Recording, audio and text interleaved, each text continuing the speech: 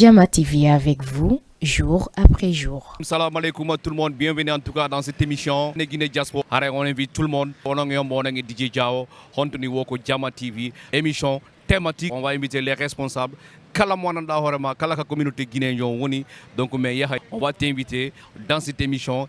Retrouvez-moi sur Diama TV DJ Jao. On a en tout cas des gens qui nous suivent dans cette émission. Donc, il y a une activité qui m'a dit Dakar. Assalamu alaikum. Wa alaikum salam wa rahmatullah. No way no marsude. Sawa jantum kay. OK, on wiyete la.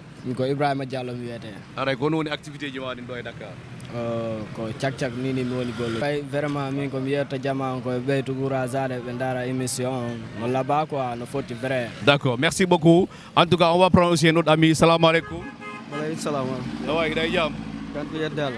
No marsude. Alhamdulillah. Voilà, kon en demande. Min ne ko Ibrahima ben woddata mi kono tigi tigi ko Iba wan fayda won mi gurdana no manade quoi. OK, angadi kon woni golle ma den Dakar do. Golle an ko taxi moto. Taxi moto. Hare jama on ko be chef moƴƴa. Yes sir.